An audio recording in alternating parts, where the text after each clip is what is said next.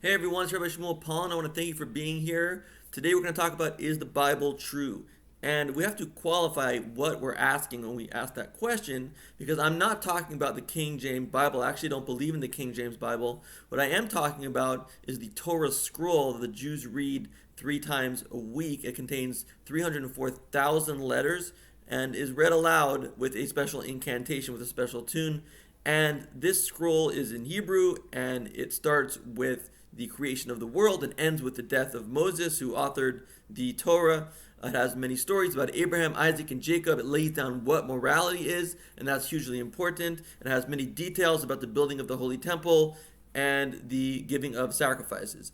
The scroll is actually an exact copy of other scrolls going back all the way to the scroll that Moses wrote with divine inspiration. If even one letter is cracked or missing, the entire scroll is invalid, and that's over $100,000 down the drain. So that's what I mean by the Bible. When I say Bible, what do I mean when I say, did it come from God?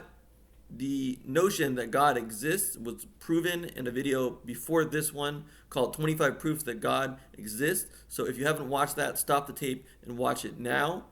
But now we need to know, did this document actually come from him, that God that I have proven exists? Did it come from a perfect being? And I submit to you that the fact that God gave the Bible to Moses and to the Jewish people is as good a piece of history as any part of history. For instance, how do we know that George Washington existed? Well, it's in our textbooks, but where did our textbooks get it from? They got it from other books, and other books got it from other books, which got it from people who were actually there and saw it happen. So they have the testimony, they have the tradition, and it's tradition and testimony that make up most of history.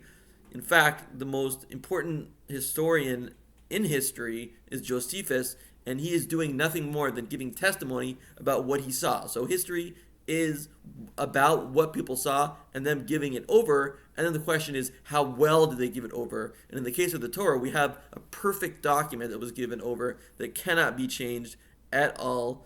And we have a copy of something that was from someone who saw something happen. And what they saw happen was God delivering these words to Moses and to the Jewish people. The tradition is very reliable because it cannot be changed one iota. We can also understand that this Torah is from God because of the impact that it had on the Jewish people. Jewish people are very important people, and right now, like 12 million people, but back then it was like 3 million people. That's still a lot of people, and they completely changed their lives around. I mean, historically, it's known they started keeping, instead of 7 laws, 613 laws, which regulate every aspect of their life, of what they eat, how they sleep, where they pray. Absolutely everything was regulated by these 613 commandments, and they took it on, and that could only be if they saw something real, if they really thought that what they were getting was something from God, or else they would have just ignored it and not changed their lives because of it. You know, such a life-changing event can only be a real event.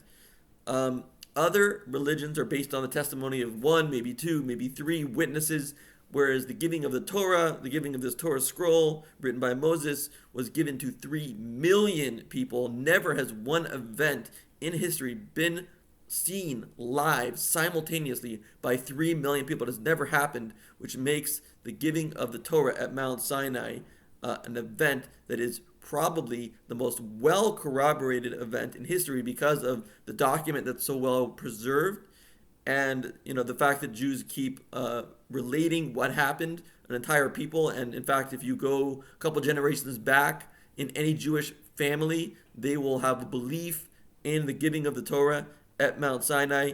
Probably the most well corroborated event in history. If anything is history, then Sinai is history, and the Bible is true, and that is history. We should all be glad that the Bible is divine, because that makes it unchangeable, because God is unchanged and the Torah cannot be changed. Because as we've seen throughout history, many times dictators and kings can abandon true morality and mess with the whole idea that you cannot murder, and they will murder at the scale of millions.